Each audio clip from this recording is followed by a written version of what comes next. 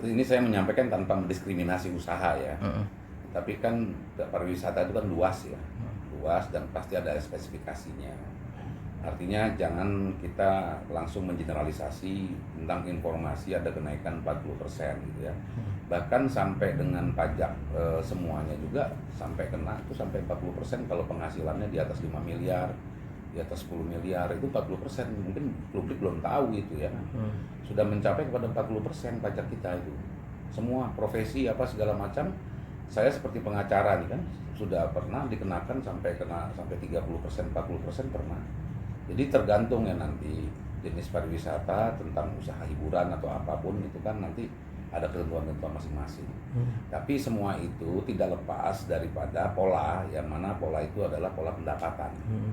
Jadi pajak penghasilan itu sebenarnya. Kalau penghasilannya sudah sampai limitasi berapa, itu bisa kena 40%. Sekarang semua begitu.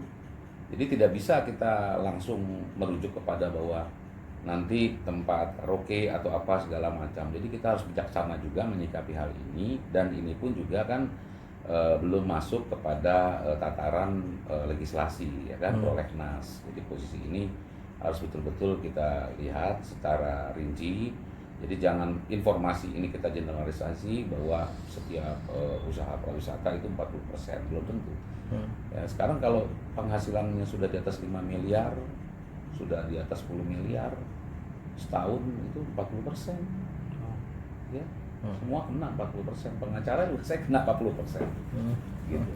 Tapi kan sumber dunia hiburan ini kan salah satu sumber yang dicari masyarakat umumnya ya. Artinya mereka kalau bosen memang datang ke situ. Nah, artinya kalau memang ini wacana ditetapkan, takutnya hiburan ini kan orang males gitu. Nah, artinya banyak bilang juga, Indul juga bilang kalau begini terus kemungkinan karyawan saya akan bangkrut gitu. Nah, itu berefeknya seperti ke situ juga Gom, kemungkinannya. Ya makanya itu tadi, dunia pariwisata ini kan luas. Bahkan pariwisata itu termasuk industri ekonomi kreatif ya kan? Artinya pada ketentuan-ketentuan yang mana saja yang sehingga dikenakan pajak yang tinggi ya kan. Jadi ada juga hiburan malam ya kan, sehingga jual minuman keras ya kan, minuman alkohol yang sudah mendapatkan izin. Kemudian usahanya adalah seperti bar ya kan, itu kan termasuk pariwisata ya, hiburan. Nah kalau untuk karaoke keluarga dan sebagainya ya saya kira kan nanti juga jelas apa yang menjadi satu kriterianya gitu kan. Belum jelas ini apa yang menjadi kriteria tentang 40% ini. Belum jelas. Karena apa? Sekali lagi saya katakan pajak progresif itu menganut sistem di mana penghasilan yang besar itu semakin besar juga ketika dikenakan pajak. Oke. Gitu. Intinya di situ. Jadi jangan sampai ini kan lagi musim politik panas ya kan. Menurut saya belum saatnya untuk tensi itu diajak untuk publik, diajak untuk berpikir tentang apalagi itu dunia khusus ya, dunia hiburan tadi itu ya. Sehingga mengeneralisasi menjadi ya, dunia pariwisata. Karena politik panas ini saya pikir masih ada banyak tahapan-tahapan untuk memutuskan bahwa 40% itu seperti apa kriterianya. Itu yang penting untuk disampaikan kepada publik sekarang ini. Nah, perihal angka dari 25 ke 40 itu wajar gak Om? Artinya memang nggak dari pihak pemerintah nggak semena-mena mengajukan angka seperti itu ya? Nggak? Tidak, saya kira tidak. Jadi progresif itu tergantung pada pendapatan sebagainya ya kan.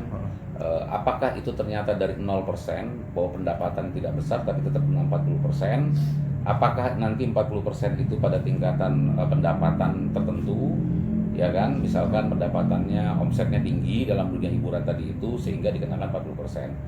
Apakah juga tergantung nanti dunia hiburan pariwisata yang mana yang akan ditentukan untuk nilai jumlah 40% tadi itu. Jadi gini loh, pariwisata itu kan berbagai macam juga itu golongan-golongannya. Jadi perlu jangan terlalu skeptis juga bahwa nanti semua hiburan anak-anak juga kena dong ya kan, seperti yang mainan-mainan tradisional di daerah-daerah dan sebagainya itu kena 40% juga kan. Jadi spesifikasinya harus jelas ya kan. Dunia usaha pariwisata yang mana yang terkena 40% dengan pendapatan yang mana sehingga kena 40%, karena sampai hari ini pun juga setiap profesi pun juga kalau sudah mendapatkan penghasilan dari 5 miliar sampai 10 miliar itu dikenakan 40%. Gitu. Jadi terakhir Om, pesan untuk para pengusaha dunia hiburan lah, kata pelaku usaha dunia hiburan mendengar hal ini harus seperti apa berarti? Ya kita harus bijaksana dengan hal seperti ini kan, karena kan di dalam dunia hiburan ada pengusaha dan ada yang juga membutuhkan hiburan kan begitu. Jadi kedua hal supply dan demand ini juga harus sama-sama bijaksana, terutama kepada dunia usahanya gitu. Harus mencermati terlebih dahulu apa yang dimaksud kenaikan 40% ini. Jangan langsung menjudge bahwa posisi ini merupakan satu bencana yang sehingga dunia hiburan itu bisa tutup semua, bisa bangkrut. Ya kita kan harus meneliti terlebih dahulu, ya kan rancangan undang-undangnya seperti apa gitu. Karena apa? Kalau memang dia tidak berangkat daripada undang-undang, berarti ketentuan ini sebenarnya sudah berlaku dari yang lalu gitu loh. Sekali lagi saya katakan bahwa profesi apapun kalau income-nya sudah mencapai kepada 5 miliar sampai 10 miliar per tahun, itu dikenakan 40% gitu loh.